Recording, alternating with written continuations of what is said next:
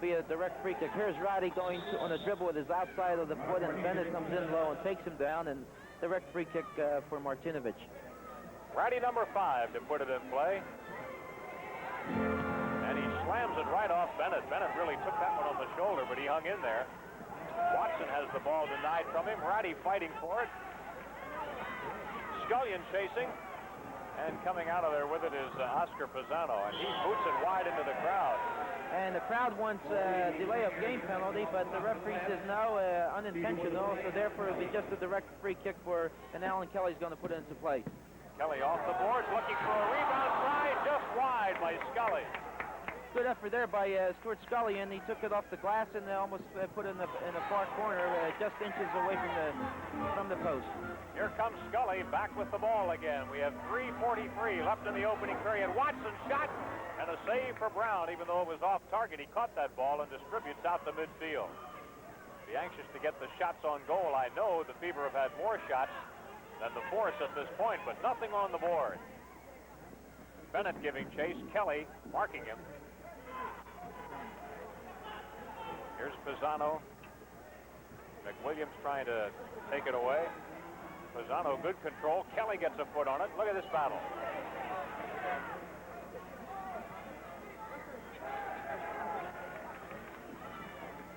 Right now, unofficially on shots, 11-6. Philadelphia with the most.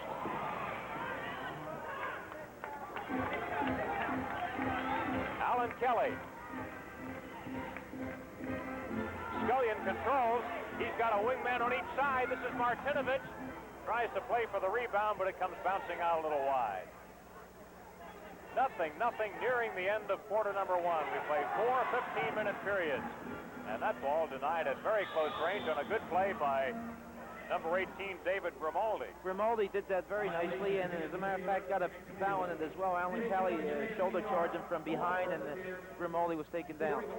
Big number 12, Clyde Best is out there again for the Cleveland Force. Mike Barry joins him, so does Mike England.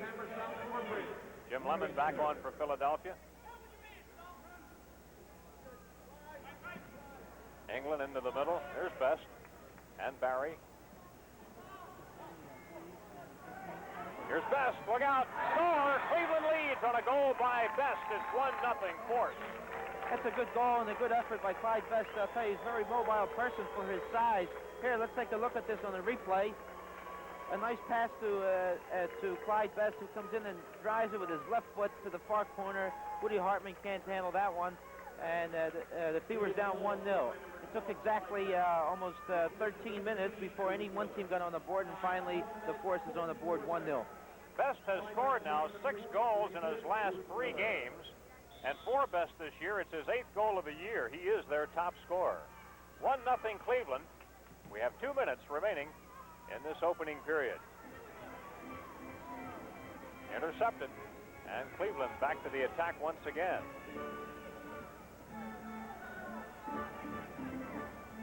A long way out came Woody Hartman.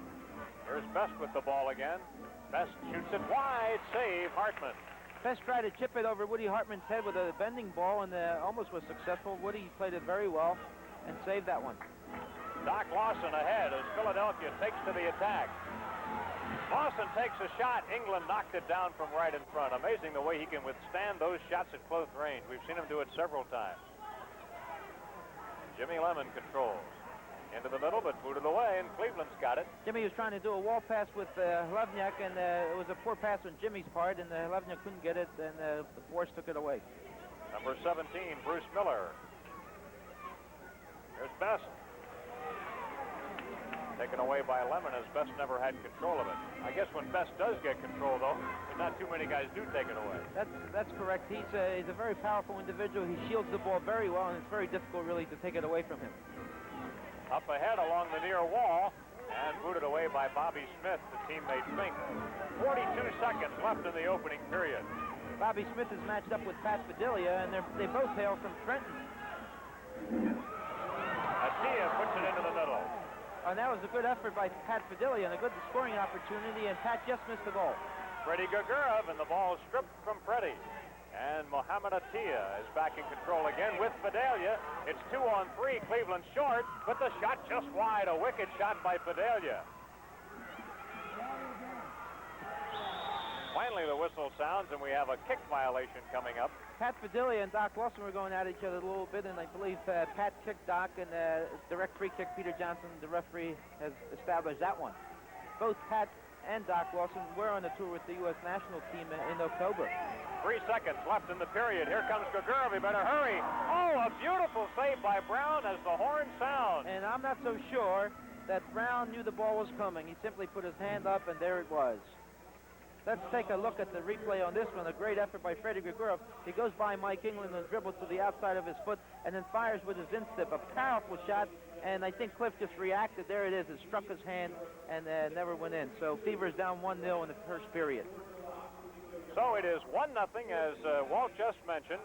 And this is not the only action that you're going to be seeing today here on Prism. We hope you'll keep your dial right where it is, because tonight at 8 o'clock, more great action coming up, as the two teams with the top records in the National Basketball Association will meet head-on tonight at 8 p.m. The Boston Celtics, who have the league's best record, against the Philadelphia 76ers. Freddie Carter and I will be here at 8 o'clock tonight to send that one to you right here on Prism. That should be a dandy. As you know, Philadelphia defeated Boston by 1 point the last time they were here in the Spectrum. Earlier this week, the Celtics had an easy win at Boston, so they'll play game number 3 in their series tonight. Shots on goal in the first period. The Fever a dozen, the Force 9, but 1-0 Cleveland.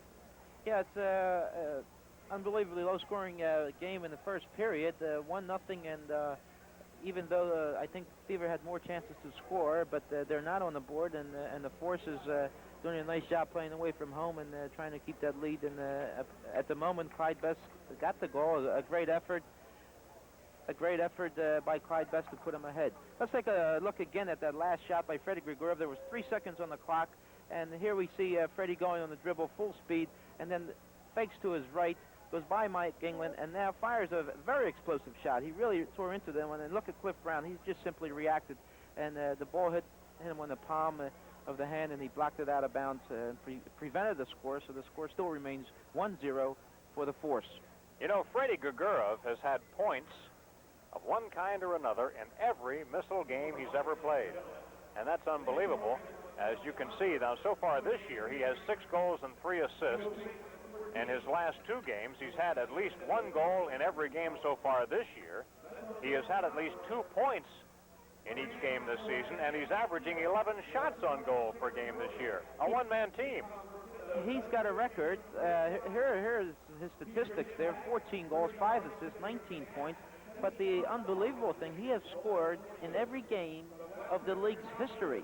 Nobody else can ever do that, right? It's got to be Carmichael catching 109 or 10 passes in a row, and here's Freddie doing scoring a goal every game. And the degree of difficulty to score goals in soccer is much greater than catching a football pass. And you know, the Fever has some concern about losing Freddie next year. You can become a free agent in this league, and there has been a ruling, as you take a look at George O'Neill, that Freddie may be with the New York Arrows next year at this time. So that'll be an interesting situation to follow. I think the situation is such. Freddie plays for the Rochester Lancers in the North American Soccer League in the summer, and some of the coach comes from the Rochester Lancers, and he does coach the New York Arrows. So I think that he would like to get Freddie as soon as possible and whenever possible. Now, we change goals at the end of each period, so now Philadelphia will be attacking the goal to our left, and Cleveland will be gunning at the goal to our right. Up ahead to Elson Seal. Elson controls. Elson makes a move into the middle on Grimaldi. Pass on to the wing to Gagurov. Freddie prepares, guarded by England. Off the wall, Grimaldi breaks it up.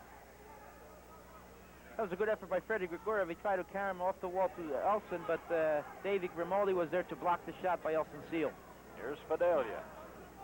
Takes the shot and deflected away by Hartman. A good shot by Pat Fidelia. He tried to park it in the upper corner of the far post, but Woody Hartman was there to block it. Doc Lawson colliding with Atiyah, and the whistle foul. Doc Lawson called for charging on that one, so it'll be a direct free kick for the Force. There has been only one penalty in the game. That was to Clyde Best, but Philadelphia could not score, and Cleveland leads 1-0. Well, the other night at St. Louis, we ran out of room on the stat sheet for penalties and for goals. We ran out of room, out of time, out of everything, out of voice. Isn't that true? Overtime game, the second longest game in MISL history the other night, and the only miss being the longest by a minute or so.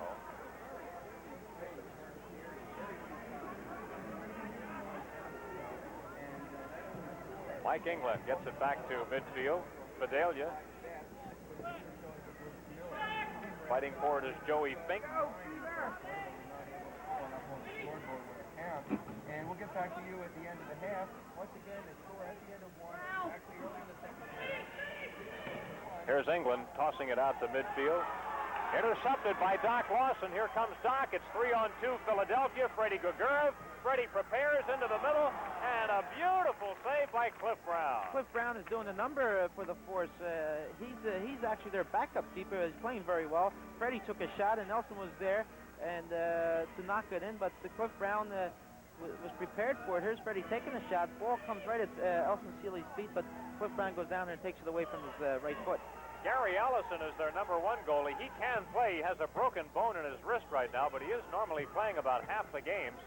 Shot by England and a save for Woody Hartman. Hartman getting his second consecutive start for the Fever. Bob Rigby will probably be in this game.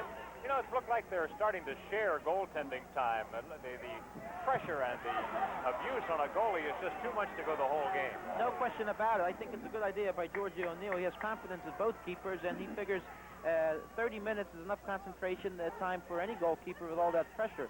So I think Rigby will probably come in the second half very fresh and active and ready to go. Here come the Fever. Nelson Seal. Lead pass up and knocked away from Scullion.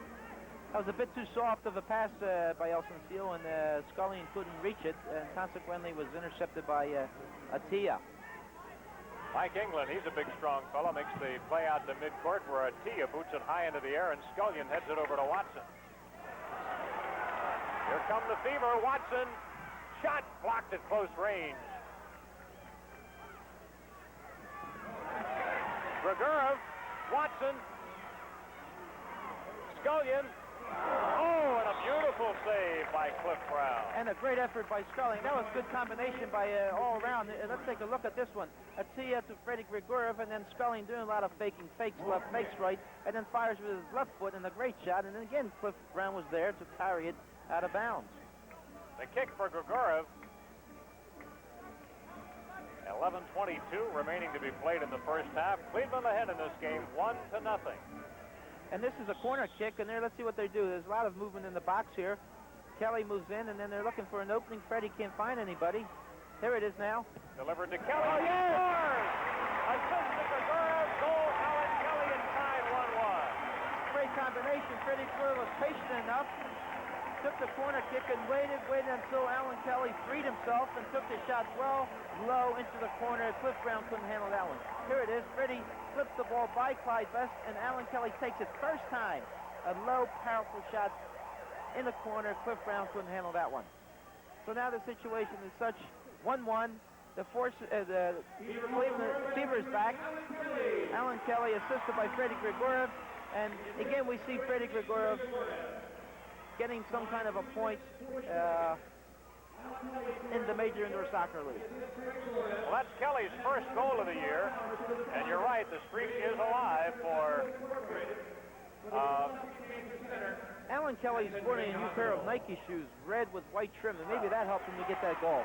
streak alive for Gregorov as he gets the assist off the kick. So it's 1-1.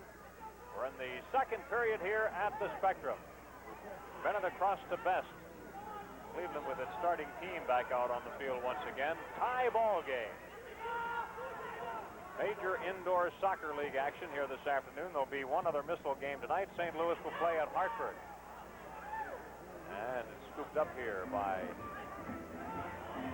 Woody Hartman. Headed away by Kreider. Look out. Ooh. Oh, that was well done by Woody Hartman.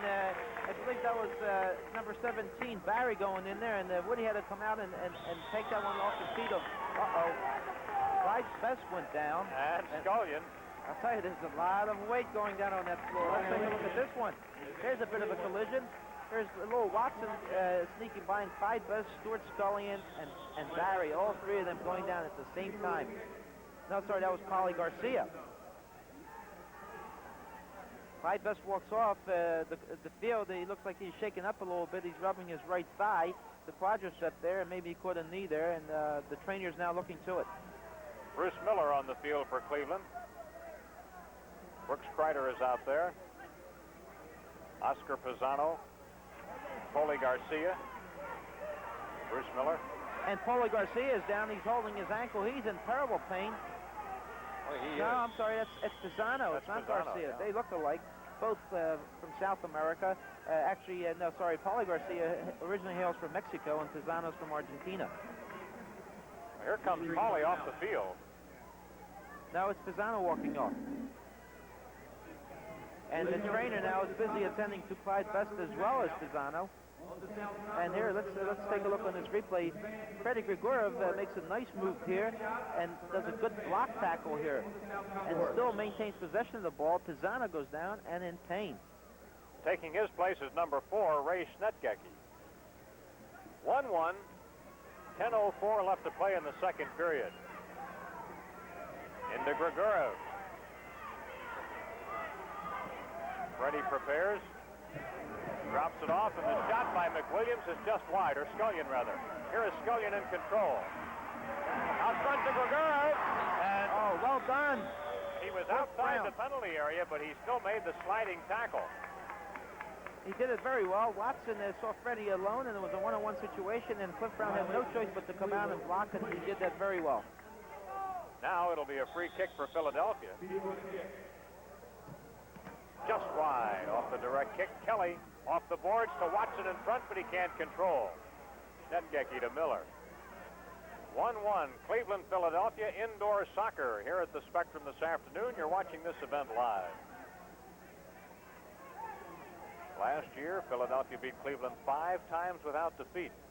I think this year is not going to be the same type of a situation, because already we can see that Cleveland force has been reinforced with some quality players, and it's not going to be an easy task, or I don't venture seeing the fever coming out and trying to win 5 more games in a row. This is Eddie McCready, originally from Scotland, and also in the outdoor league he was coaching the Memphis Rogues. Chris Bennett fires that one out of bounds. I'll tell you another reason why they're not going to beat them 5 straight. They don't play them that often this year. We've got 2 divisions, and the teams will not meet as frequently as they did in the past. So I guess I was right. Absolutely. Your prediction will be a cinch. 1-1 at the Spectrum in Philadelphia. Let's see what happens. The Fever attacking the goal to our left, and the Force to our right, and we have a whistle. Best is still being worked on. There it is. Clyde Best is getting some kind of a rub down now from, I guess, using some Kramer Jizik there, and trying to get that Charlie horse out of his muscle there. He's got a lot of muscle there. It's going to take a little bit of rubbing and working on that guy.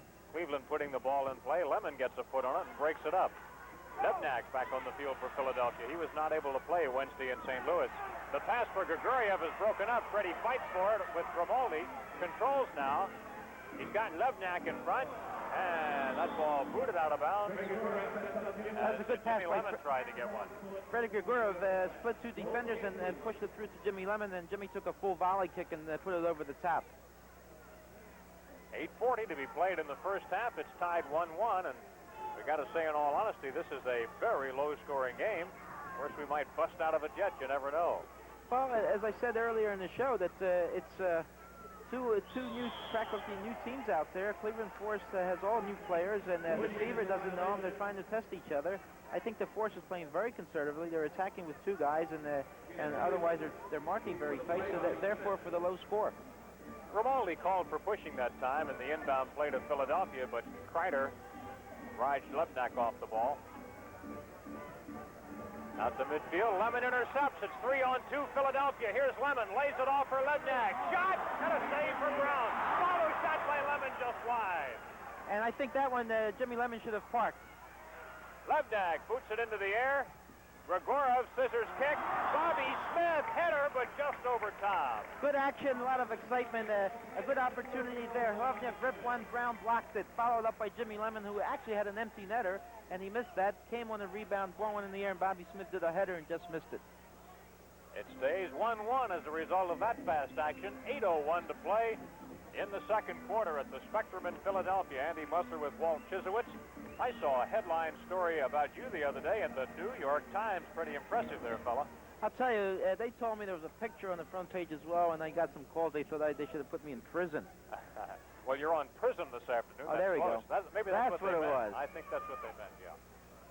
Here's Mike England, number 5. Grigoriev tries to fight him away, and Levnak pokes it back to midfield, where Fidelia got a foot on it. And now Philadelphia back in control very quickly. Levnak into the middle to Lemon. Levnak gets it back, shot wide off the glass. Lemon, shot high. I'll tell you, and again, the Fever is doing some magic out there. They're playing one-touch soccer, moving the ball without stopping it, and good combination play between Jimmy Lemon, Freddie Grigorov, and Ivan Hlavnek. Here's Lemon. 3-on-2, Philadelphia. Levnak, and broken up by Brown. Nice play. Cliff Brown again in a one-on-one situation. He's had 4 of those. He's broken up all of them. This time, Jimmy Lemon slipped Hlavnek right through, and Hlavnek was unable to score. A 3-line violation has just been called, and Philadelphia puts it in play.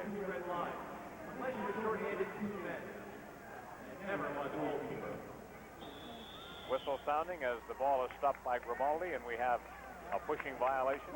I think Barry there used a little bit of elbow, and it gave a short elbow to Doc Lawson's rib, so it would be a direct free kick. Into the middle and headed out of danger by England. England is very active out in front of the goal. He is like having a second goalkeeper out there. And Pat Fidelia cracked Freddie Grigorov from behind right on top of the D or the penalty area, so it'll be a direct free kick. Freddie has a little bit of magic when he gets in that penalty box. He's got all kinds of moves. Sometimes he doesn't know where he's going, but the ball is always on his feet. Levnak will line it up. Over to Grigorov. Shot and a save for Brown. Brown has been up to the challenge this afternoon with one exception. Alan Kelly scored Philadelphia's goal in the second period after Clyde Best had scored for Cleveland in the first period. 6:54 remaining in the first half. Grimaldi takes the shot. It sails wide. Rebound back in front and booted out of bounds by number 21, Mike Barry, just over from Pittsburgh. Just last weekend, Barry played against this team in a Pittsburgh uniform. Well, maybe he's one of those nice guys. He figures that Cleveland Force needs some new players, and he said, hey, send me over there, let me help him out. George O'Neill, Fever coach, and number 6, Oscar Pisano, is back on the field for Cleveland, and we're happy to report that because he had left with an injury a while ago. There's a little bit of a delay here. The Fever had too many players on the field, and Georgie has finally pulled off Jim Lemon. Out in the middle, that pass intended for Elson Seal. Elson now controls back to Joey Fink. Joey's shot blocked at close range, tries it again. Fink had the game winner the other night, and Fink has 2 of the 3 game winners for the Fever this year. I'll tell you one thing about Joey Fink. Very quiet, unpretentious individual, but always gets the job done. Elson Seal. Shot just wide to the left. Good effort by Elson Seal. He went in there and did a little bit of dancing and slipped one with his left foot and just wide. Fink across to Smith, broken up by Barry. Barry and it's Smith. Fink gets a shot, headed off by Pisano at close range and into the air. Great effort by Joe Fink. I'll tell you, let's take a look at those shots over there, Andy. It's 25-11 for the Fever, and still the score remains 1-1. You know, I was discussing a little bit with Louis Meal, the assistant coach of the Fever, about shots on goal. The Fever averages about 60 shots per game, yet the scores have not been that indicative of all the shooting. And I think maybe they're not taking really the good percentage shots. Sometimes they just come over there at full speed and fire. That's a good point, and I think we mentioned earlier that Cleveland has given up fewer goals than any team in MISL this year. They play very tight defense, and they keep it organized, and they're not overcommitted, so that's why it's so difficult to score on them. Well, here in this second period, the majority of the game has been played down in the Fever end, attacking the Cleveland goal. There have been very few shots for Cleveland. Let's see, officially, the Force had 9 at the end of the period. They've had only 2 shots here in the second period. Woody Hartman's going to say at halftime to George Jr., hey, I'm all right, don't take me out. Because he's seen very little action in the second period, opposite to what he saw in St. Louis. And somewhat opposite to what we saw at the outset of the game here today when Cleveland had the pressure on at the beginning. Best back on the field after getting some treatment on his right leg. Here's Bennett. Oh, right out in front. Doc Lawson took that one on the neck, I think. Nelson Seal trying to get ahead. Pisano setting up into the middle to Fink. Good stop by Fink, but it was taken away. That one almost got behind Fink. Muhammad Atiyah. Atiyah has the speed, but he ran into the wrong guy because Doc Lawson has just the same kind of speed, so there was nothing that he could do, and Doc just simply fronted him, and nothing happened. Whistle sounding as Best comes back to reclaim the ball, and we have a call made here by Peter Johnson. Atiyah charging from behind on Doc Lawson, a free kick for the Fever, and I'll tell you, he's doing a good job, Peter Johnson. He's right on top of the play. And the game is flawless without any kind of major altercation here. Number 3, Alan Kelly on the field for the Fever right now. Number 11, Paulie Garcia comes on for Cleveland. Fever to the attack. Garcia gets a foot on it. Here's Kelly. Up the near side to Fink. Fink ahead. Taken by McWilliams. Ridden off by Pisano. Here's Fink.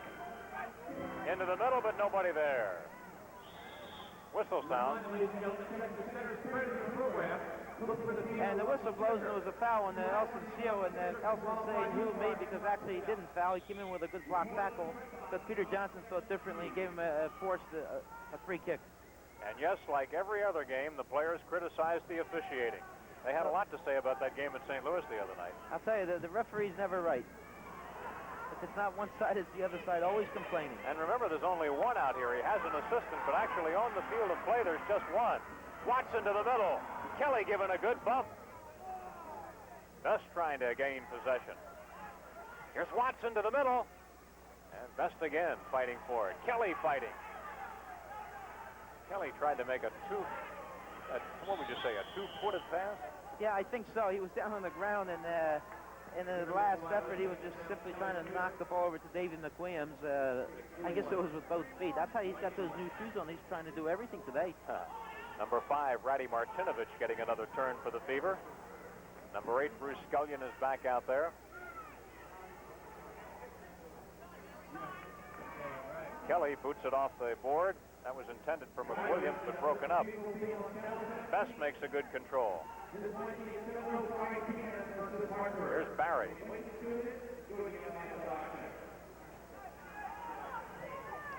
And a good save by Woody Hartman. Brooks Kreider took that shot, and he used to be a front runner at Textile. He played center forward and capable of scoring goals, so he fired a good one, and Woody blocked it. A push called here on Mike England. The Fever puts the ball in play. McWilliams in front to Watson. A great block by Brown. And again, Cliff Brown was there stopping another one-on-one situation. Well, the game has been played in this end, though, here in the second half. You got to say that. They've spent some time in their attacking third, the Fever has, but yet still the score remains 1-1 and it's 2:47 on the clock. And now ahead to Peter Grimaldi as the Yellow Force prepares to come on the attack. Scooped up by Hartman. Distributes to midfield. Almost broken up. Here's Mike England. He has made some fine defensive plays today right in front. Mike England hails from England and is the captain of the Seattle Sounders team in the NASL.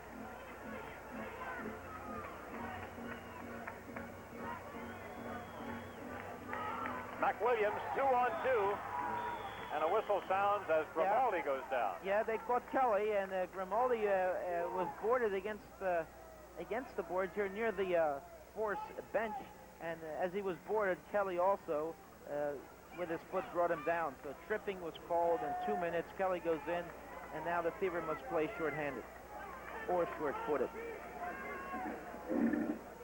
So let's see what the force can do. It's 5 against 4 on the floor. They're attacking with a power play. And they got Grimaldi out there with Polly Garcia, Pat Padilla, Notero, and Tizano. 1:56 remaining in the first half. Bobby Smith out for Philadelphia now. Polly Garcia dropping it back. Back ahead it comes to Polly. His shot out in front. Knocked away. Oh, I don't know how that one didn't go in, but it did. Empty goal. Peter Notero had the opportunity to knock it in, but it was blocked, and I believe Lawson was there and Smith was there. That could have put the Force ahead 2-1. Kicked away, back for Grimaldi. Cleveland keeping the pressure on right now. They've got the power play opportunity. The Fever had a power play chance in the first period, could not cash it in. Garcia off the boards, no. Good play by Lemon. Well done. Polly Garcia came there with both feet trying to win the ball, but Jimmy Lemon was quick to go by him and get by him and kick the ball and delay some more time.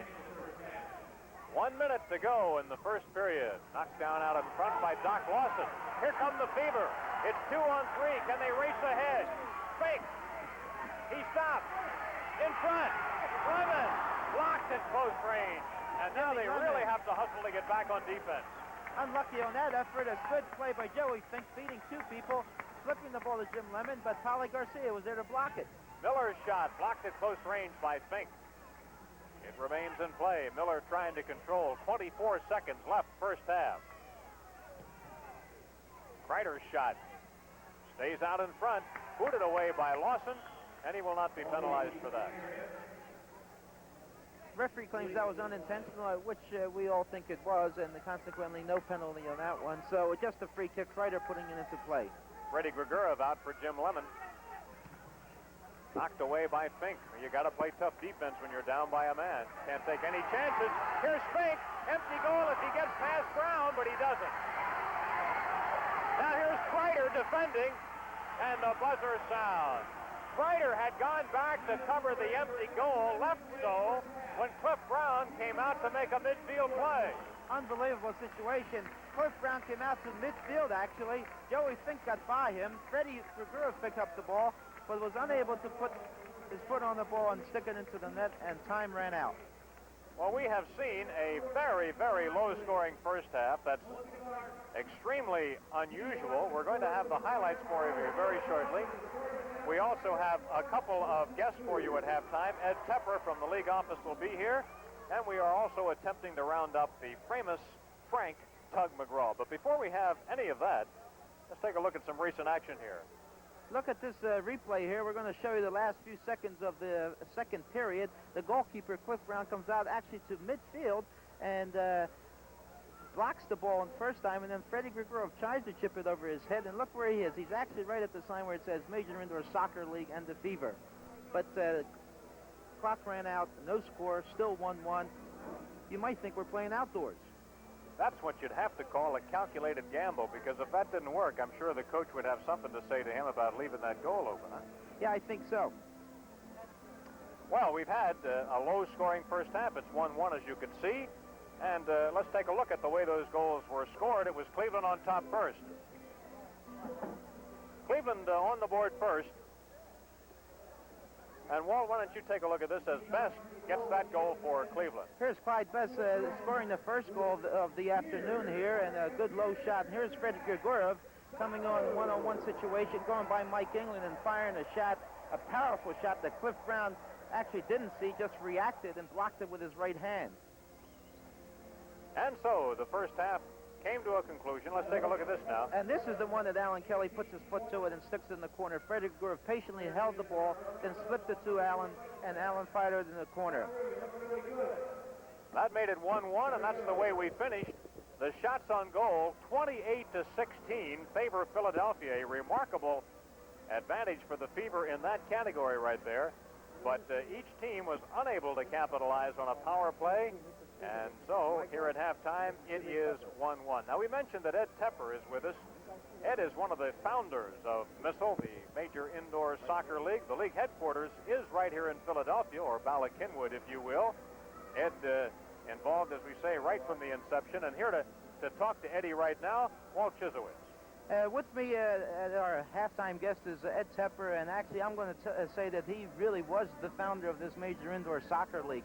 Ed, a couple years ago, had the brilliant idea of saying, hey, let's put this game indoors because I think I can sell this to the American fan, and you've been very successful. Ed, tell us a little bit about the league and how you went about making this thing happening. Roller started right here at the Spectrum in 1974. Earl Foreman and myself met with 9 arenas in November of '77.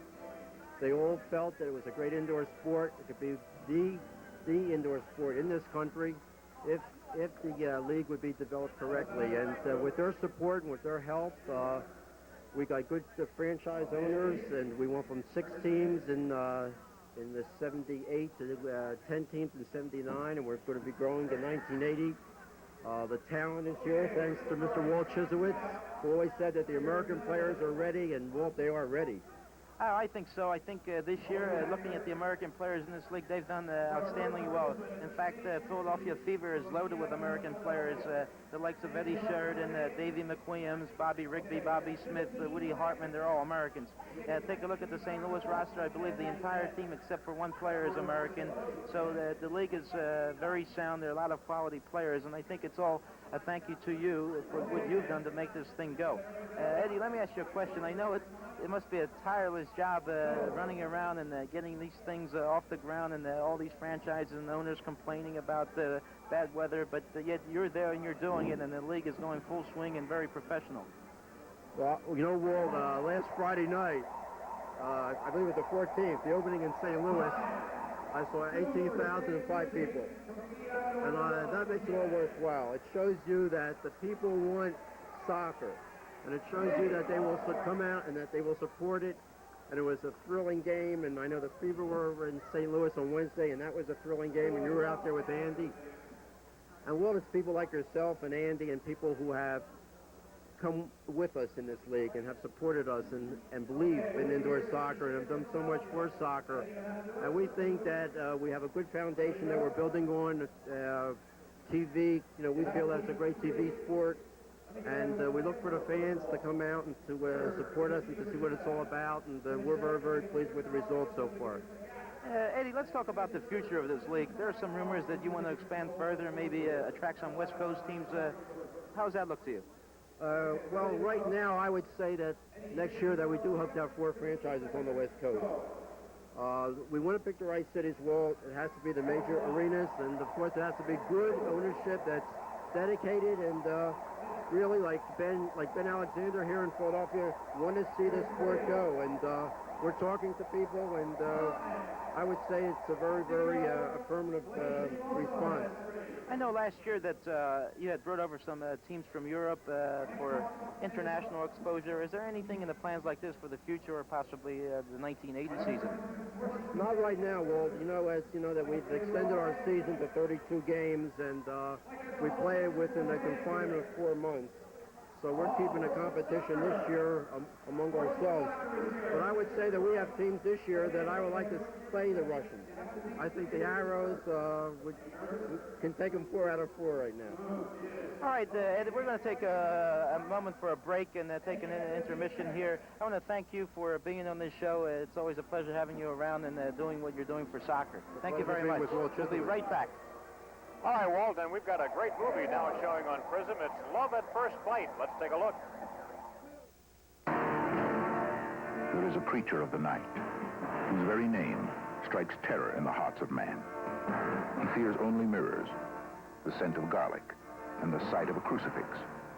He feeds upon human blood. Only sunlight or a stake driven through his heart can destroy him or those whose blood he drinks. His name is Dracula. I love you, and I can give you eternal life. I knew it, an insurance salesman. I've already got Prudential. Oh,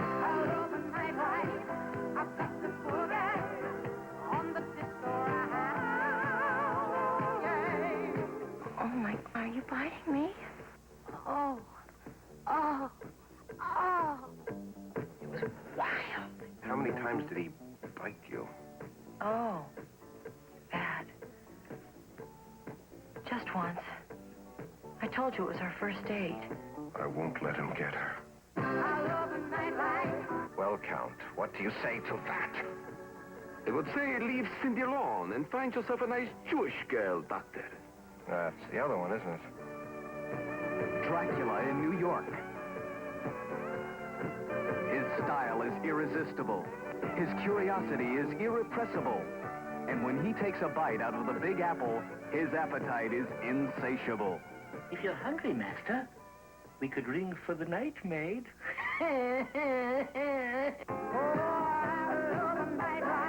When you is gone, nobody's gonna bring you back here once you're dead. Good evening. Master, please be careful. What is it? You nearly stepped on my dinner. Bon appetit. I heard a rooster crow. A rooster in New York City? I cannot believe what I'm hearing. It's him. Yeah, or a rock group. The second way to kill a vampire, Count. 3 silver bullets through the heart. No, Rosenberg. That is a fair wolf. Really? Are you sure? I've lost it forever. He's drained all the blood out of her. George Hamilton. His blood in your eyes. Susan St. James. Richard Benjamin. Dick Shawn. Sherman Hemsley. Isabel Sanford. And Artie Johnson as Renfield. Finally, after 712 years, to have someone bite me again. Love at first bite.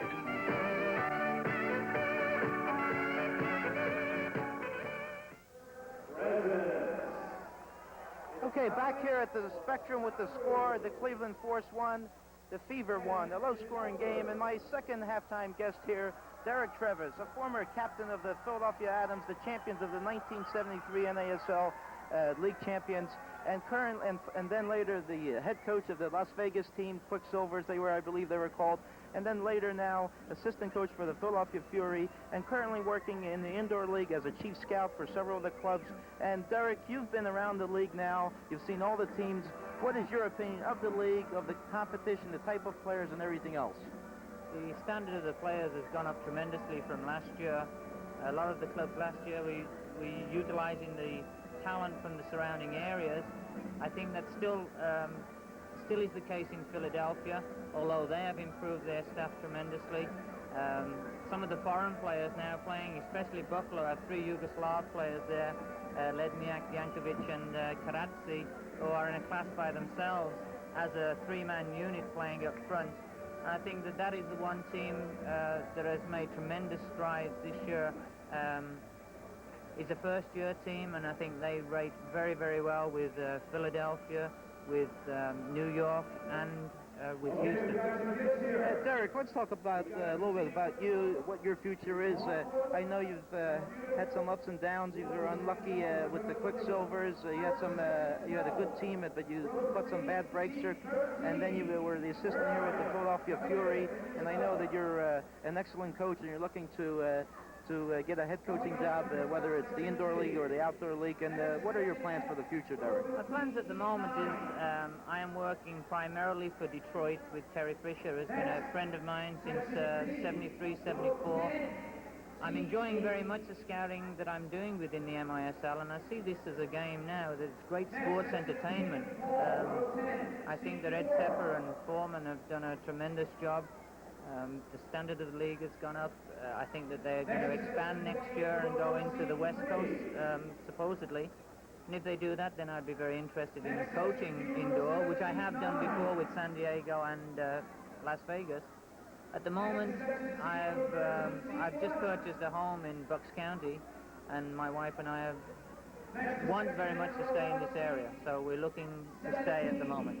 Very good, Derek. Well, I'll tell you, it was a pleasure having you on the show here. Thank you for coming, and I wish you all the best and good luck, and lots of luck in the finals in your scouting. Thanks very much. We'll be right back on Prism.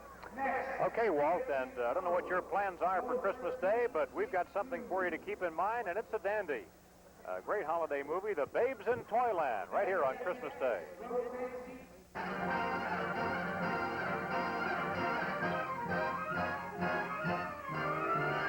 Babes in Toyland.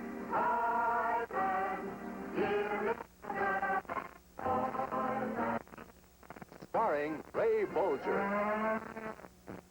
Bolger as you've never seen him before. Your little tub is quite close by. And I...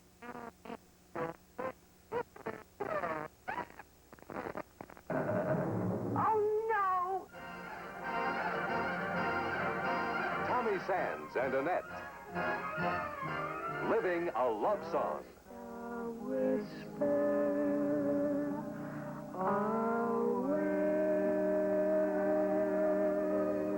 Hilarious Ed Wynn. With amazing Tommy Kirk.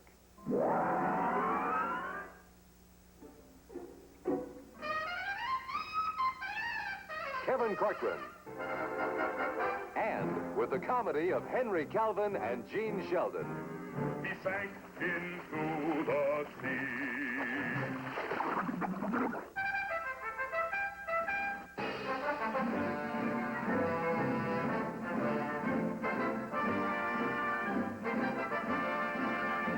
Give him a broadside! Walt Disney's Babes in Toyland, revealing an exciting new world where anything can happen, and does. And Babes in Toyland features 15 sparkling song hits from the memorable music of the great Victor Herbert. Gypsies, we are the gypsies, and we are here today and not tomorrow. Smiling eyes, silken hair, you'll need such loving care. Lemonade, let's have a lemonade. Fill your cup and join us in the grand parade. Toyland, Toyland, we're on our way to Toyland.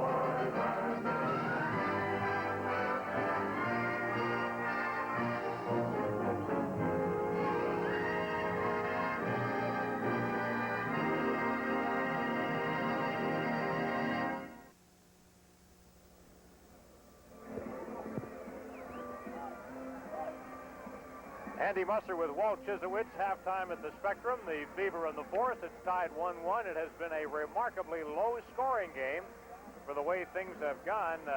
In MISL this year, we were giving you the scores from last night, and New York defeated Wichita 13-10, and Buffalo 10-9 over Hartford, and it's just been almost exactly the opposite here this afternoon. Freddie Gugurov has continued his scoring streak. He has an assist on the one goal scored by Philadelphia today. That was by Alan Kelly.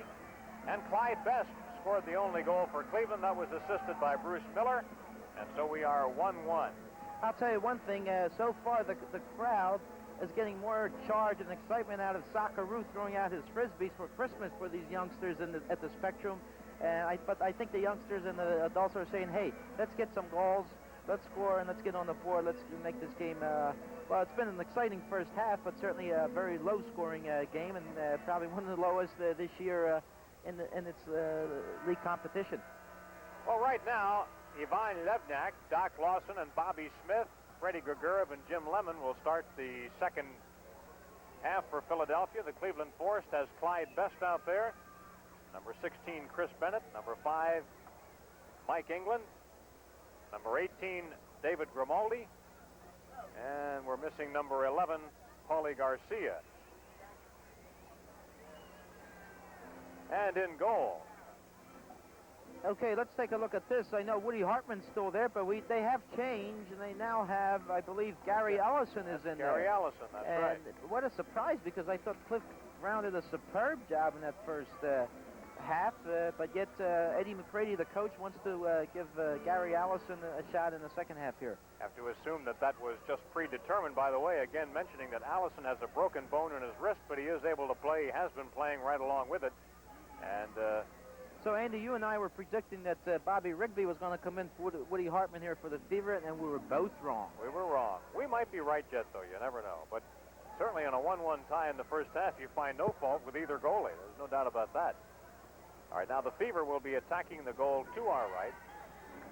And Cleveland, the goal to our left. It's 1-1 at the Spectrum in Philadelphia. And a sports doubleheader on Prism because we've got basketball tonight, Sixers and Celtics. The whistle just blew, and Peter Johnson called for a 3-line violation. Bennett hit the ball in the air over the 3 lines, and that'll put the ball into play by Jimmy Lemon for the Fever. There was England heading a pass out of the way. He's so good at that. He sets up Garcia up front. Garcia battling Doc Lawson. And here's Lebniak. Lawson did a good job breaking that up from Garcia, and now Fever's on the counterattack here. Jimmy Lemon ahead to Lawson, but broken up. 1-1 tie. Best, biggest player in MISL. Working with Garcia. And maybe the heaviest. Yeah, I think so. He's got some lumber on him. He's a big, chunky guy. Grimaldi intended for Bennett. Bennett giving chase. Lebniak riding him off. Bobby Smith fighting for possession.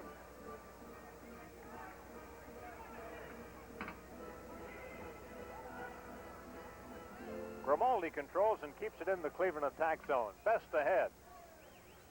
Everything in play in MISL except when it goes zinging out of bounds like that. But I mean, anything off the boards, off the glass, off anything, even the ref. Off the ref, everything. And the goals are flush to the boards. Therefore, it's not like in hockey where you can go behind the goal. They're flush, so you have to just try to carry them off the wall or off the glass whenever possible. Dave Grimaldi, the Rutgers All-American, has seen a lot of playing time here for the Cleveland Force, so it's a good opportunity for this youngster to improve his game. Jimmy Lemon to the middle to Grigorov. Lebniak, and the shot just wide off the foot of Grigorov. Garcia clearing it back to a teammate, and Cleveland with the yellow uniforms will move to the goal to our left.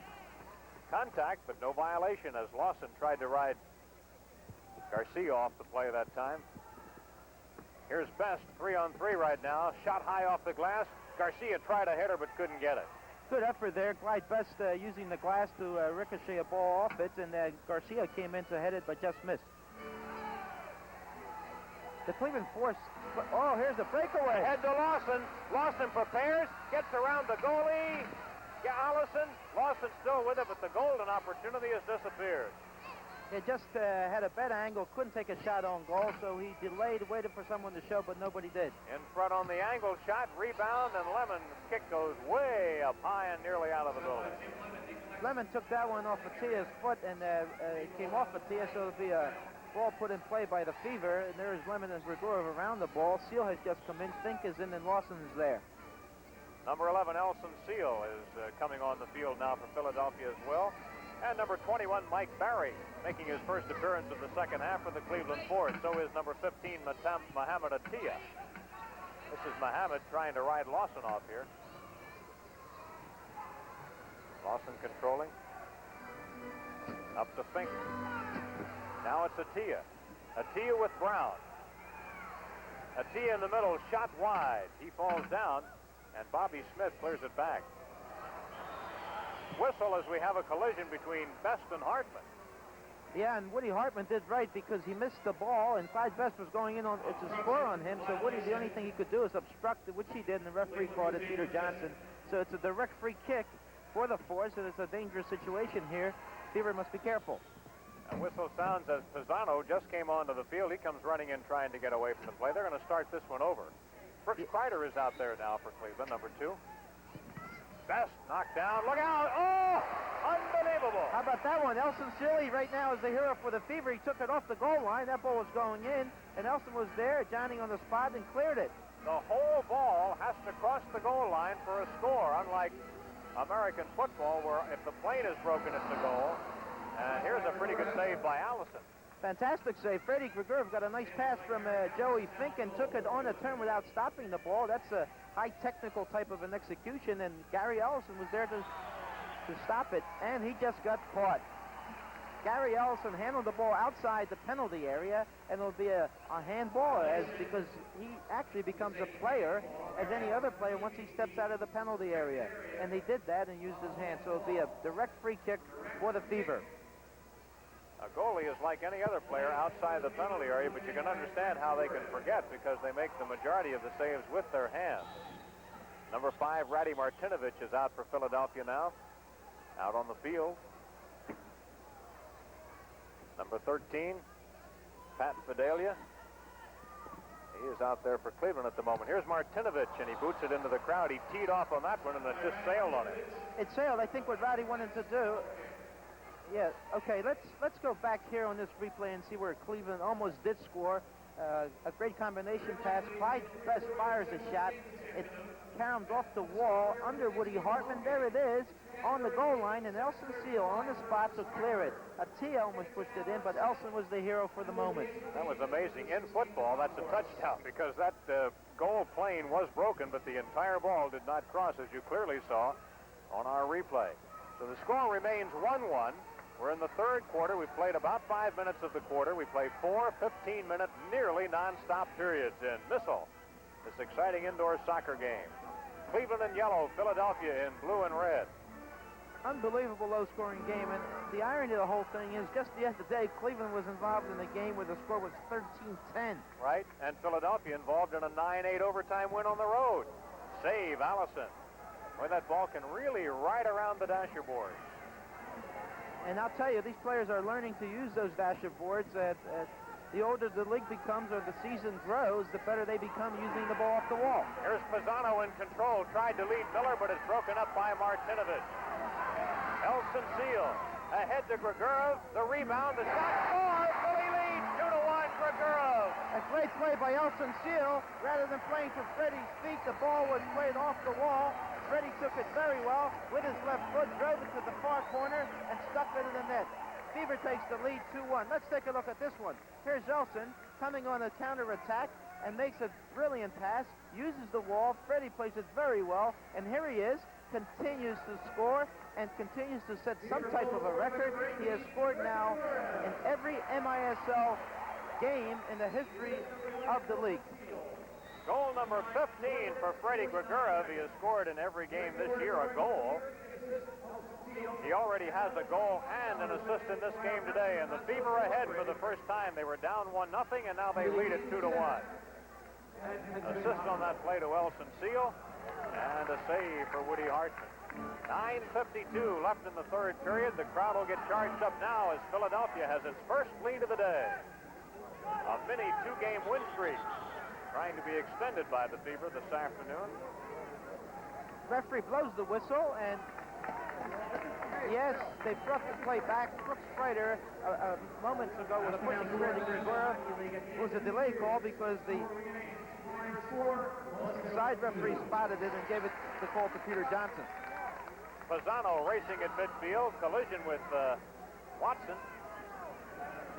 A little shoving going on there. Watson and Pisano getting into it, and it'll be a violation on Clyde. Clyde Watson's a fragile little player. His speed and quickness are his forte, but here he's getting a little bit aggressive as well, and he gives Pisano a bit of a shot there. You can see it, and Pisano was a little bit upset at that one. In fact, some words were exchanged. The kick to Kreider. Here's Pisano. Scullion guarding him now, and another collision. And this one will go the other way. And very quickly, Philadelphia put it in play. Boy, they got it gone quickly, Walt. Yes, they did. They wanted to counterattack, and they're 4 against 3. Watson to Kelly. The shot deflected nicely by Allison. Kelly takes the shot, and I think if he kept that on the floor, he might have scored, but he went up in the air, and Gary Ellison was able to read the flight of the ball. He simply carried it over the glass. A corner kick for Freddie Grigorov, and this is a dangerous one to Watson. The shot wide. 2-1 Philadelphia around the boards. Allison sees it bobble away, but a teammate there. Brooks Schrader, I should say. And we have a violation against Philadelphia. I think the Fever's opening up a little bit. They got a little bit more confidence now. They got the lead 2-1, and they're going to go much quicker and putting a lot of pressure and creating a lot of scoring chances. Violation on Miller, and Philadelphia gets the kick. Grigorov ahead to Watson, but he missed the pass. 2-1 Fever. Rowdy Martinovich and Fidelia battling on the whistle sound. A pushing violation. Kick coming to Cleveland. The Cleveland Force against the Philadelphia Fever. Indoor soccer.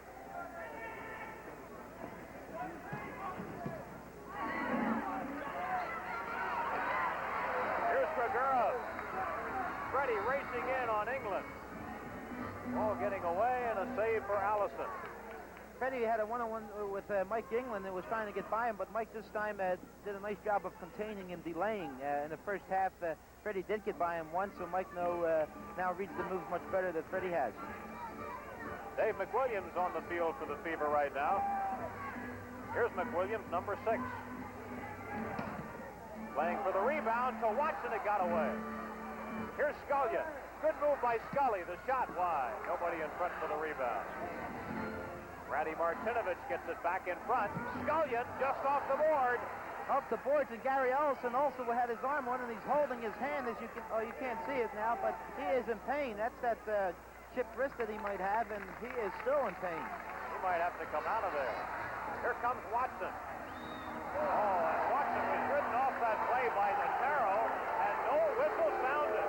No whistle at all. The referee said play on, and the fans do not like it. Look at that hit. Alan Kelly gets called for bumping Bruce Miller, which was no harder than the one that just brought no whistle. I think what happened there, Peter Johnson, the referee, was screened, and he was not able to see the play, and he looked over to the second referee, and the second referee simply waved play on. And the majority of the time, that's exactly what we do. And Clyde Watson said, how can I play on? I'm on the ground with my face buried in the carpet. Stuart Scullion, pass ahead. Looking over the scene is Jimmy Lemon. That was a nice effort, Jimmy Lemon. Dave McWilliams tried to put together a give-and-go combination, but just failed. 3-on-2, Cleveland. Ahead on the right side, the shot just wide. Here is Notaro trying to keep possession for Cleveland. Mike Barry just joined this team this week. Ahead up the board, and a save. That shot was taken by Notaro, and Hartman saved. Jimmy Lemon puts a move on the ball left behind. 6:43 to play in the third period. It's 2-1 Fever. Much better pace second half here. Both teams are going up more aggressively, and in particular the Fever, they're playing some good stuff, putting good passes together and creating scoring chances. A header interception by Scullion and a nice play. Grimaldi fighting for possession. He's got it. Grimaldi into the attack zone for Garcia. Garcia getting pressure on the board. They keep it in. Scissors kick by Barry, back to Barry again. Another kick by Barry, blocked at close range by Martinovich. And an excellent job by Roddy Martinovich. Barry took a line drive and was going into the net. And, here's a breakaway. Levniak. Taken down by Allison. Oh, yes.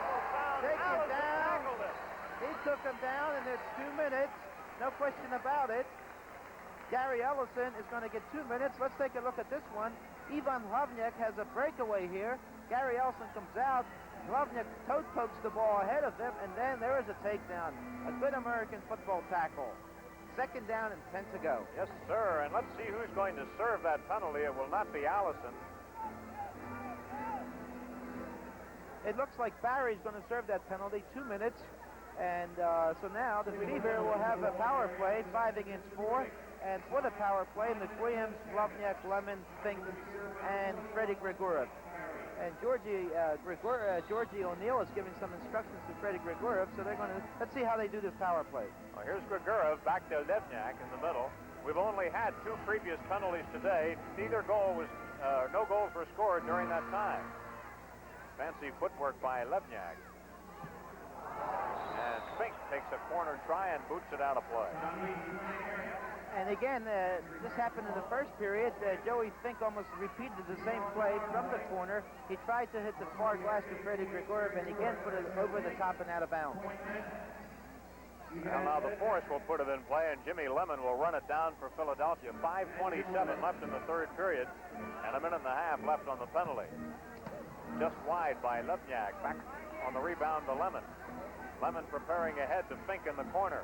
Fink back to the middle. Shot. It sails on Lemon. He had a shot that time, but it went high. They need to penetrate a little bit further and deeper, and those shots from that kind of a distance are very difficult to score on because the keeper is quick enough to save that type of a shot, and I think they need to get into that penalty area and shoot from there. Beaver will keep the pressure on. Gary Allison will distribute, and they'll try to get it across a couple of lines here if they can, but actually it's kept in here by Fink. And Lemon, the middleman. He's got Levniak on the right. In front, and a beautiful save, Allison. Okay, and that's a better executed play. Here, Jimmy Lemon penetrated, flipped the ball to Joey Fink, who fired first time. Much better this time. Lemon across to Levniak. The shot, rebound in front. McWilliams, save Allison again. And again, the Fever is looking for some kind of a violation, which it was, in fact. I think Mike Ribaldi actually sat on the ball, and that's illegal. That would be called unsportsmanlike conduct and a violation. But Peter Johnson said, play on. We saw that sitting on the ball violation called in our telecast from Buffalo in the first road game of the year. Except in Buffalo, I believe Carrassi sitting on the ball intentionally and trying to do a little bit of hot dog, and whereas here Mike Grimaldi did it by accident. That's right. That occurred with 10 seconds left in the game when Buffalo had the victory wrapped up. Well, they're chewing up the penalty. Only 20 seconds remaining on the penalty now. And so we have not seen a power play goal in this game thus far. McWilliams around the board. Joey Fink just missed. Grigoriev tries to keep it live. Boots it high into the air. Tries for a header. Can't get it. 2 seconds on the penalty. Whistle sounds. Penalty is over. And Barry, who served the penalty for Allison, is out. So, the Fever with 2 power play opportunities, but nothing to show for it this afternoon. It's 2-1 Philadelphia in the third period. We've got 3.5 minutes left. Levniak with Fink.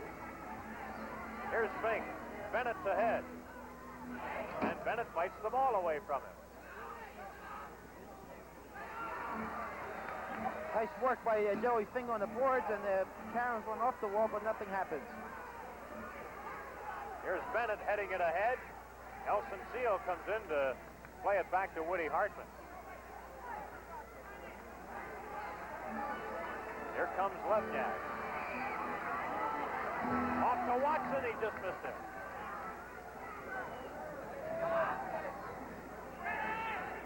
This has been a fast game today, but that's because there have been few penalties. There's been a little scoring as well. Watson trying to keep it in. Fights for the ball. Grimaldi rides him off. Look out, Watson takes the shot anyway. And 2:42 on the clock, and still the Fever 2-1 ahead, and probably would like to get another one before it's over. And Clyde Best is hurt once again. Brown out of there, but Watson missed the shot. Allison, I should say. Allison came out of the goal. By the way, Clyde Best is shaken up for the second time in the game, and he's coming off the field.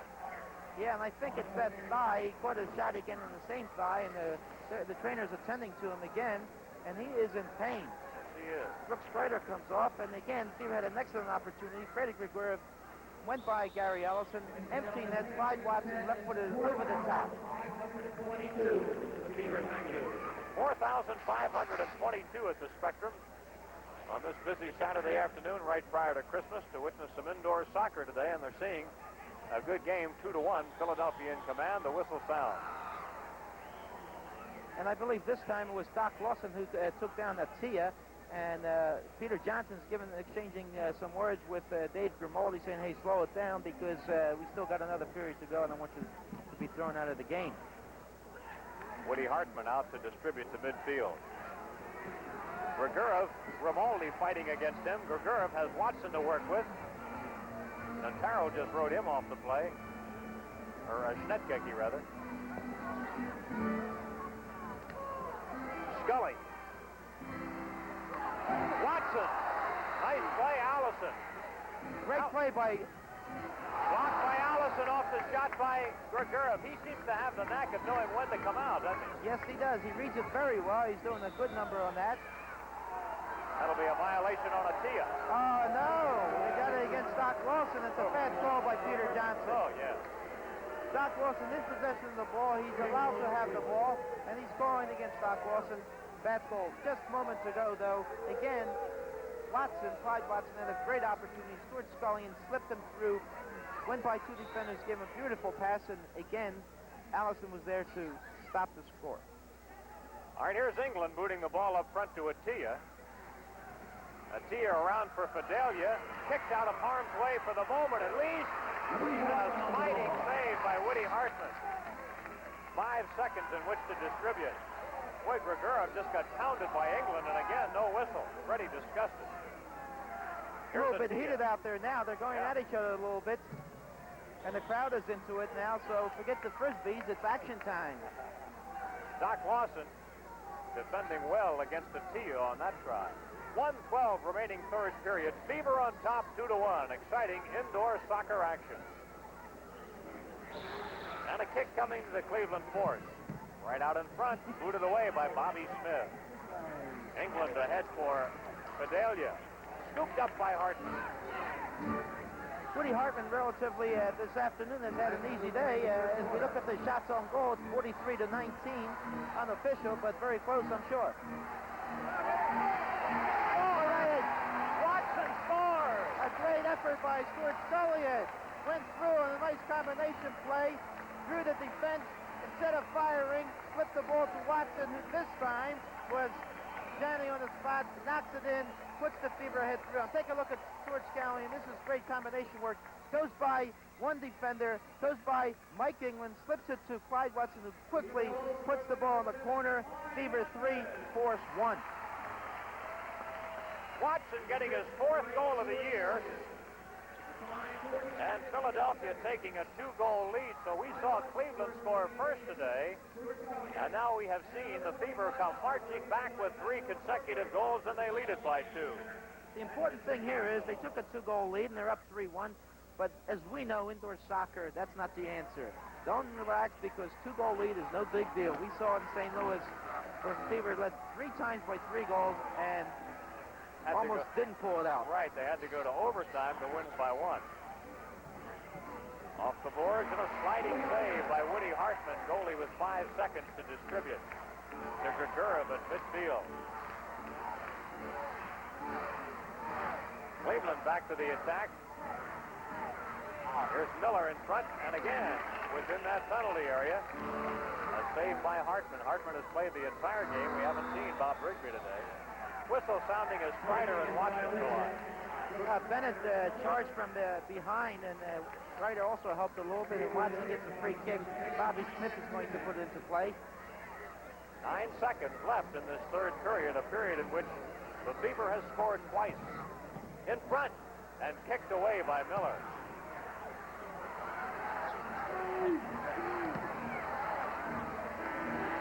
Buzzer sounds, and that's the end of the third period, and a great third period it was, with 2 goals scored by Philadelphia. Cleveland with only its goal in the first period. So speaking from a defensive point of view, the Fever has turned in a pair of scoreless periods, and that's not the easiest thing to do. I'll tell you, this third period was an excellent period for the Fever. They played much better. They played faster. They went to goal much quicker. They got 2 goals. They're ahead 3-1. So they're looking like a very fine team at the moment. And we have 15 minutes of action remaining at the Spectrum in Philadelphia, and you see the score as the Fever leads by 2. Andy Musser with Walt Chisowitz, and we want to talk some about a big January coming up on Prism. We're going to be continuing our Big 5 basketball coverage, and on the 8th of January, you'll see Penn take on Temple. That should be a good one. Then 4 days later, from the Spectrum, we'll have wrestling for you. On the 18th of January, the Philadelphia Indoor Track Classic. And on the 22nd, U.S. Pro Indoor Tennis, plus, of course, Flyers and Sixers games, all right here on Prism, coming up in January.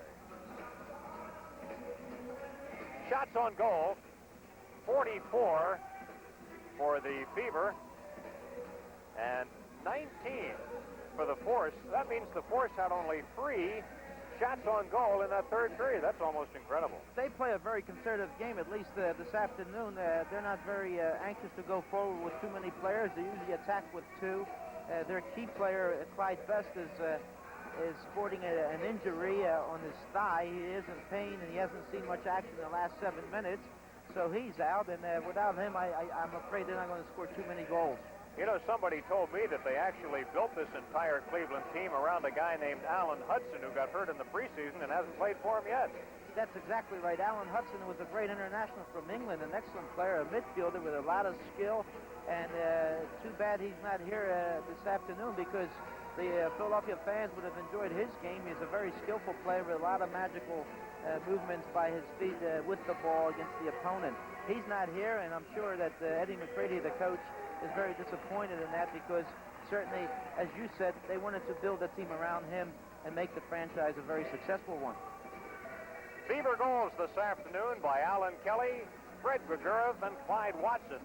The first goal of the game was scored by Cleveland's Clyde Best. That was at 12:58 of the first period, assisted by Bruce Miller.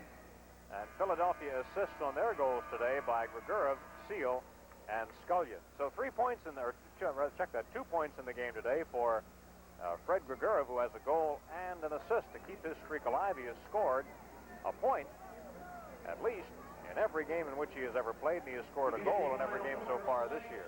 And I think at this time, Andy, we have again a goalkeeper change. I don't think it's definite that Cliff Brown is back in action for the last period. Gary Allison has been replaced. I think that the wrist is hurting him, and he's in pain, so McCready takes him out. All right, change of goal direction again as we go to the final period. There's Cliff Brown. He played the first half this afternoon. The Beaver attacking the goal to our left, and Cleveland attacking to our right. Jimmy Lemon into the middle to Dubnak, and his shot blocked by England at close range. And how many shots has that England taken off his chest and body today? I'll tell you, and for an obvious, he's a very big target. The guy at 6'4" is going to take some shots. Oh, here's a good effort by Hlavnyak. Kelly in front, and diving on the ball is Brown.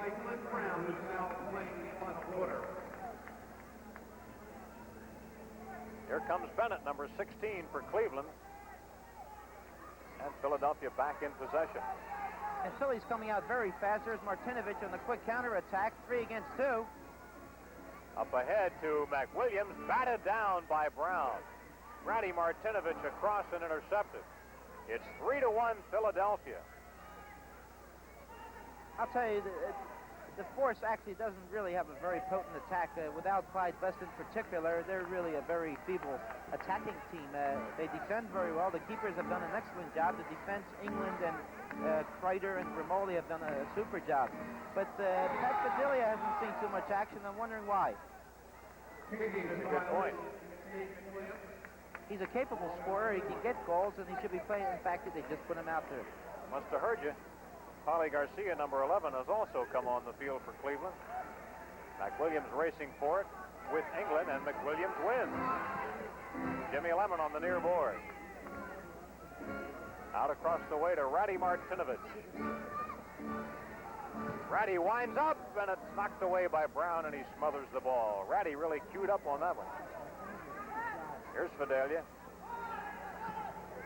Ahead to play the rebound with teammate Kreider. One of the few times they've been on the field together this afternoon. And here it is. There was a bit of a one-on-one situation. Kreider against Martinovich, and those two fellows were the two wingbacks for the Philadelphia Fury in the summer, playing against each other. You can tell it's wintertime. That's correct. By the colors of the jerseys, right? Which way are you going this winter? Number 18, David Grimaldi is back out on the field for Cleveland right now. Elson Seal, Joe Fink coming on for Philadelphia. So is Alan Kelly. Alan Kelly has a goal today. 3-1 Philadelphia. We're in the final 15 minutes of action tonight here at the Spectrum. A major NBA game as the 76ers take on the Boston Celtics. They trail by 3 games. The Sixers need a win tonight. Fink to the middle. Here's Elson Seal. Plays for Portland. The NASL. Good pressure by Paulie Garcia. Here's Fink. Fink ahead. Getting a foot on that ball was Mike Barry. Barry will be the answer to a trivia question. Who's the first player ever to play for two teams in the MISL in the same year? Let me take a guess. No fair. You heard me mention that before. Violation against Cleveland. Cleveland violates and a kick to Philadelphia. Kelly, a little bit of a deception there by the Fever as they set that one up, and it goes winging out of bounds. And a good effort there. David McWilliams has been unlucky on it. Carried him off the glass, and Davey was there and tried to knee it in, but put it over the glass.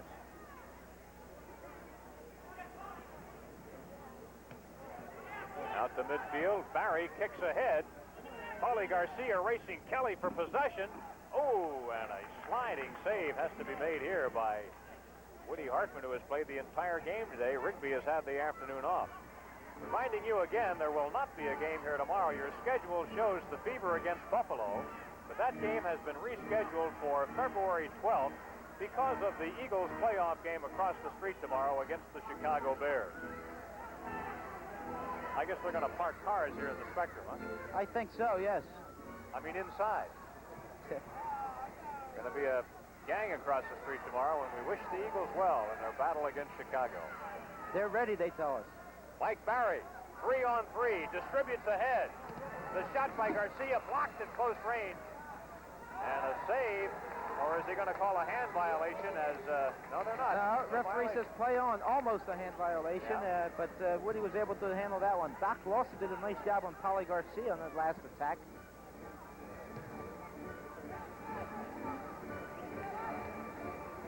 Here's Barry.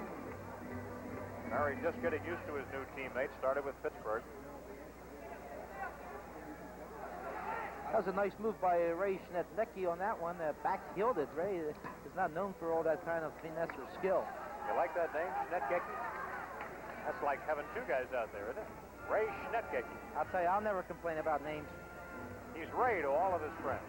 Yeah, that's right. You've given a few people trouble in your time, including a telephone operator the other night when you tried to call home and said, I never heard of this guy. One time at the airport, the ticket agent says, what's that, a doctor's eye chart?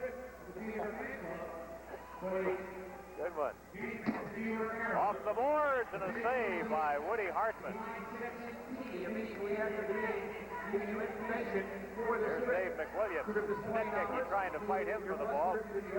McWilliams comes ahead. Hey, there's Best out there again. I didn't think we'd see him again today, but he's a pretty gritty ball player. Yes, he is. is. Another turn. Yes, he is. He's out there, and he's in pain. He's limping, and he just prevented a score by intercepting a pass. And here's Best with the ball. Big fella can't move that well. He's taken 2 shots here today, and twice has had to receive treatment, but he's asked for another turn, and he's getting it with his team trailing by 2 goals. Schnetlecki on the near board. Clyde actually did a lot of playing in his younger years, you might say, for West Ham United in England.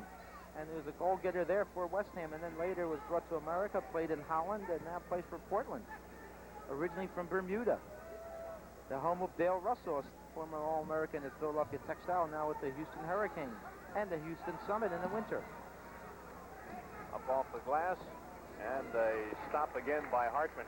Is this a misprint? Is Mike England 38 years of age? Mike England is 38 years of age and still out there and playing well.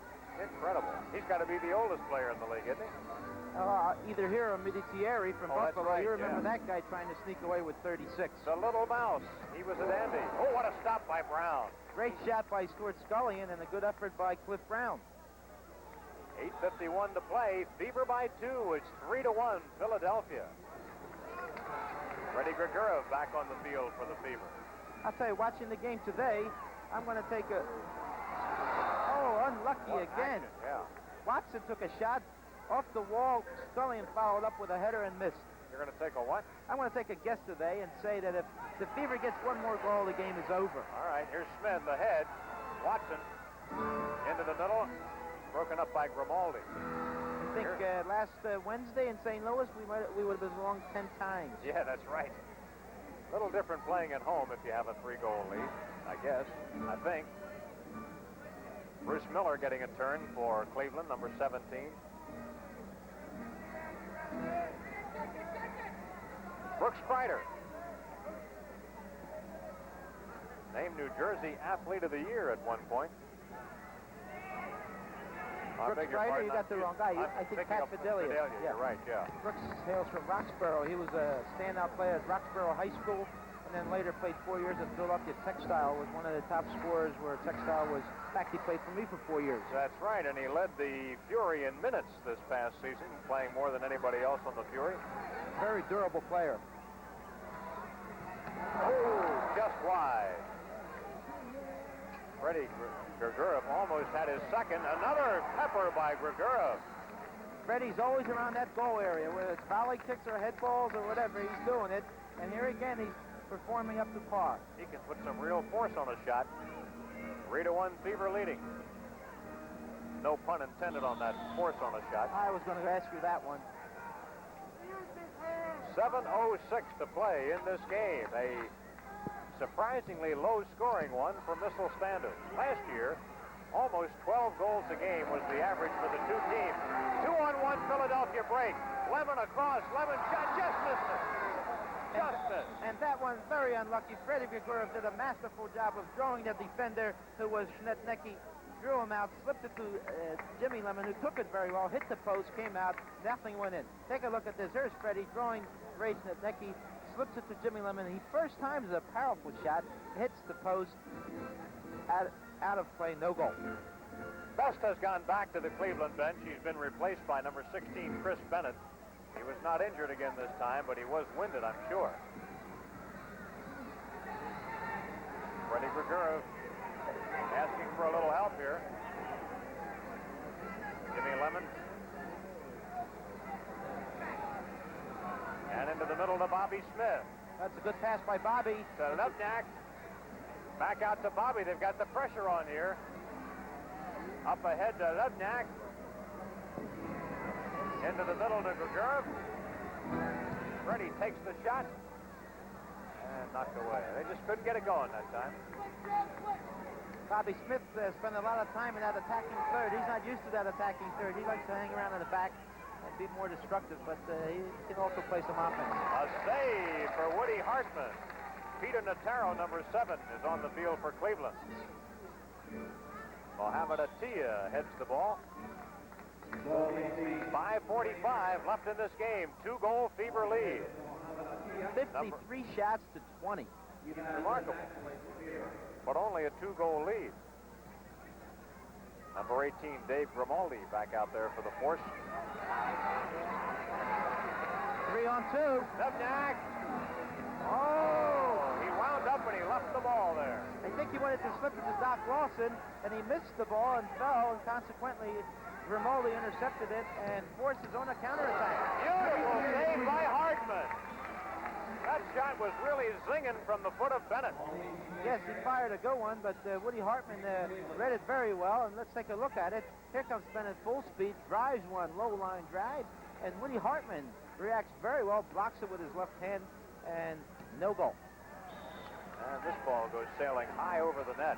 3-1 Fever, 5:17 to play.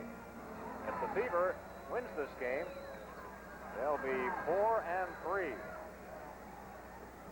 Right now, the Fever in the third place in the Atlantic Division, trailing leader Buffalo by 2.5. The Buffalo Stallions, the only undefeated team in MISL.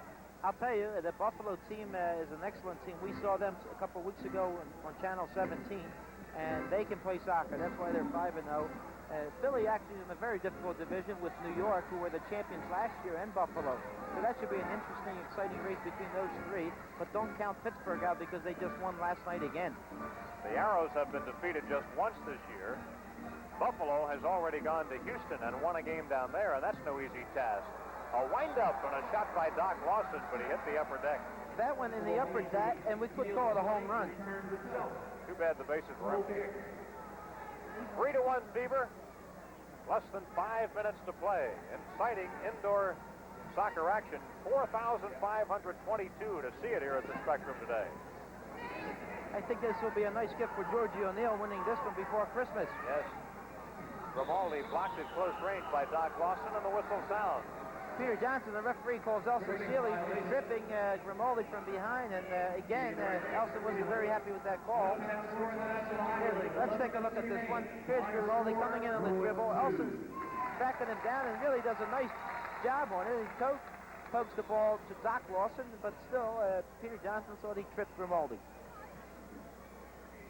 So it'll be put in on a Cleveland kick. Fidelia teed it up, but it is booted here by Best, or Barry, I should say.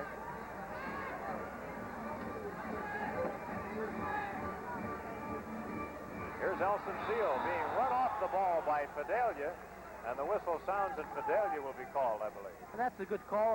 Pat Fidelia couldn't catch Elson, so he decided to hold him back, which he did, and Peter Johnson was on top of the play, called a direct free kick for the Fever. Up along the near board to Clyde Watson. Clyde in front, that ball almost rebounded in. Shot by Seal, knocked wide. Watson blocked by Brown. Good save by Brown. A lot of action around that goal area. They're pounding on that goal, and Cliff Brown is there to stop all of it. And with some 4 minutes on the clock, Fever's still going at him, which is a good thing. You don't want to lay back and hold, and you want to go and just fire away until the clock runs out. Here's a sequence of shots. There's Watson volleying the ball, and great reaction by Cliff Brown. He parries it to the side, and no score. Brown has had his hands full, as Walt mentioned, 55 to 22 in shots. Philadelphia with the higher number. Ahead to Seal. Seal tries to go to Watson, or does he? Here's the shot, blocked Brown. And he will distribute out of harm's way. I guess from Cliff Brown's point of view, he'd like to see his teammates do a little offensive work at the other end and take the heat off him for a while. Polly Garcia. The shot by Polly and a good save for Woody Hartman. Nice piece of work by Polly Garcia. He faked one way, went the other way, and fired a low liner with the left foot, but Woody was there to handle that one. Gurov to Watson. Elson Seal alone in the middle. Here's Bobby Smith. Bobby pass across midcourt. Watson. Freddie Grigorov sets it up into the middle, but headed out of danger by Garcia. 3:13 remaining. Cleveland can't seem to keep the ball out of the attacking zone for Philadelphia. They're having a difficult time coming out of that zone, and that's because of good pressure put on by the Fever. The front runners of Watson, Sealy, and Grigorov are very quick, so they're not allowing that defense to come out.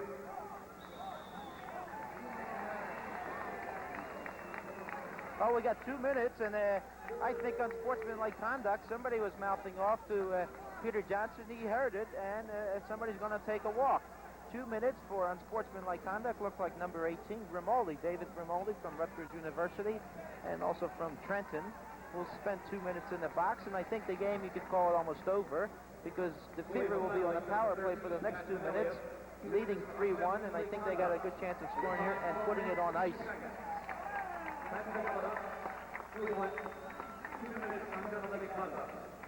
Well, we got the wrong guy. We thought it was Dave Grimaldi, but it wasn't, so it's Pat Fidelia. He's also from Trenton, and he'll spend the 2 minutes. So another power play opportunity for Philadelphia. They have been unable to cash it in so far today. It's the fourth penalty of the game, 2 on each side. But all goals have been scored when the teams were at full strength. So I think now they have a big advantage. The Fever, 2:58 on the clock. They got 2 minutes of a power play, and then with 58 seconds in a row, even if the score still should stay 3-1, I don't think the Force is going to score 2 goals in 58 seconds. So it's looking good for the Fever this afternoon right now, but let's see if they can't post another goal here with this opportunity. Lemon takes the shot just a little wide left. It's a good opportunity to work your power play and improve it, and this is the time to do it. When you're up 3-1, you can play, relax, compose, and do some movement on your power play. Cleveland trying to get the ball out of the attack zone. We have a contact at midfield. And Grigorov gets called for kicking. Ladies and gentlemen, out of town scoring National Hockey League once again for Boston Garden. Here's the 36-year-old England.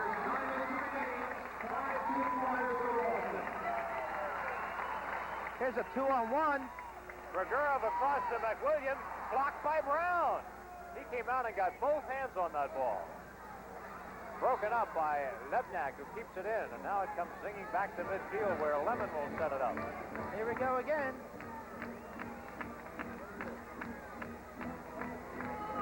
I look up at the clock, they've got 2:54 left on the penalty. There must have been a 5-minute penalty awarded as well. Unsportsmanlike conduct. A 4-minute penalty. 4-minute penalty, yes. 2 and 2, 2 and 2, apparently, yes. right. So that means the Fever will have the power play for the remainder of the game. They're just banging away at Brown and the 4 defenders, and they're staying there and holding their own. And that's the way it should finish today, because we have 1:32 left in the game and a minute more than that left on the penalty, and so it'll be power play to the finish for the Fever. And there's Eddie McCrady's walking out on the floor, and he wants to question the referee, Peter Johnson. Wants to find out what's going on. There's some kind of a discrepancy on the clock and time. Alan Hunson, the injured player there, there is a timeout now, I see. They've called a timeout, okay. So the Cleveland Force has called a timeout, and there's McCrady talking to his players around the visiting bench of the Cleveland Force. Brooks Prater is cheering them on. Let's take a look at that last shot. We've got a great view of it because it went right near our camera location. This will be fun to watch. Brooks Prater took that one right in the stomach, and now here's a long drive by Jimmy Lemon right at our cameraman. And he reacted, as you can see, by your picture. Do you think he was scared on that one? I would have been. Hey, you know, in the summertime when those foul balls come up to the press box at Veterans Stadium, I don't mind interrupting myself in mid-sentence. That's why I found in your travel bag a baseball glove. Yeah, that's right. There's our cameraman, and that's a precarious position. He thinks he's safe up there, but he just found out he's not entirely so. And the funny part about it, I think he was trying to head that one with the camera on his shoulder. That's the good-looking indoor ball. It really is quite visible, as I'm sure you folks watching on color television can tell, and even on black and white, which we have here in the booth. It's easy to see the big MISL ball. It's the same size as the outdoor ball, incidentally, but it's colored differently. It's size number 5, which is the official size of outdoor and indoor soccer. Size number 5. Oh, boy, I still have a few things to learn. Scullion makes a very, very courageous play. Remember, the Fever has a power play going here. And Force is going all out. They're coming up and picking up very high. I don't blame them. They're down 3-1. They got to go out and take some chances. That's right. They risk giving up a goal here. They've got to try to get some offense going, but it's tough when you're down. Lemon will set it up. 1 minute to go in our ball game. 1 minute left. Fever on top 3-1. They're looking good.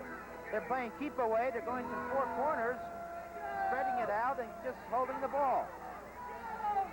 And Force is having a difficult time. They're putting the freeze on, and they're content to run the clock now. Yeah, I'm not sure the fans like this very much. Grigorov, he departs from the game plan for a kick. Freddie Grigorov is a little bit disgusted with himself. He took that one on a full volley, and he's shaking his head. He's saying, I got to be a bit of a spastic on that shot. 35 seconds left in the game. A 2-goal Fever lead.